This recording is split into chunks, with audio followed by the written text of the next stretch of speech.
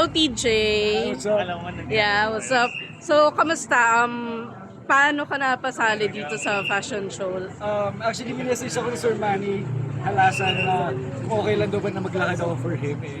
Siyempre, sa karangalan na maglakad para kay Sir Manny kasi talagang pina-follow ko na siya and gusto ko yung mga design niya for suit, for guys. So, it's an honor for me. Kaya sobrang excited ako and yung nakita ko yung damit at saka yung mga pieces niya. I was very excited and inspired kasi sobrang ganda, not just for girls but also for guys. Ano masasabi mong personal fashion style mo? Well, ako naman kasi more on ano naman ako, mga plain and earth colors, basta something na parang very classic. Pero since may mga ganitong fashion show, nakakapag-explore ako na magsuot ng mga iba't ibang klaseng damit. And wala, masaya rin pala. Like sobrang alam mo yun, I'm out from my comfort zone, kaya talaga nakakatuwa. Yeah. You've worked sa BL, sa other Asian pros, of course you were in Makiling. So, sa mga napansin mong mga naka-work mo, sino yung nakikita mo na, ay ano to kung may time to pwede siguro din tong rumampa, ganyan. Yung mga nakikita mo, okay yung fashion Dami sense. kong mga ka-work at saka ang dami kong mga ano na talagang gustong rumampa. Siguro, syempre sa mga sa Makiling pa lang, sila Derek, sila El, yan sila Myrtle. So, marami sila. But definitely kung di na sila busy, siguro nandito sila. Pero nandito si Maxine, si Claire, Castro. Yeah, of course. So, kanina nandito siya, naglakad din siya. So, parang dalawa kami from Makiling na. Oo nga, magkakasunod kayo eh.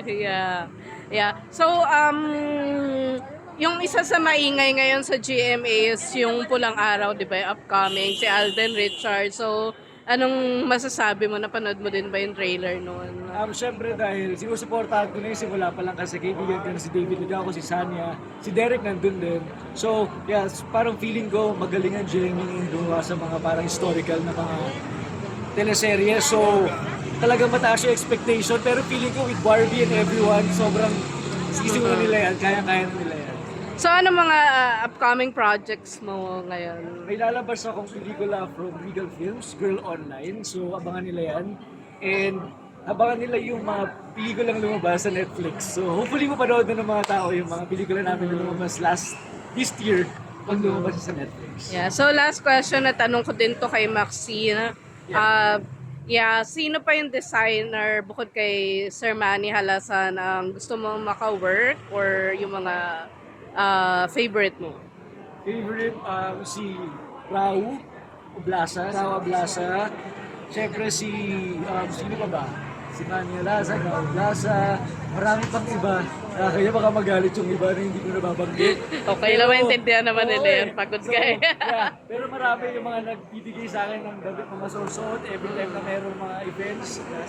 Kayong lahat, kung pwede ko lang kayong malakaran, ay gagawin ko yun. Ako magulat ka, may message ka na pag napanood nila. Sige, thank you. Congrats so much, again. Salamat.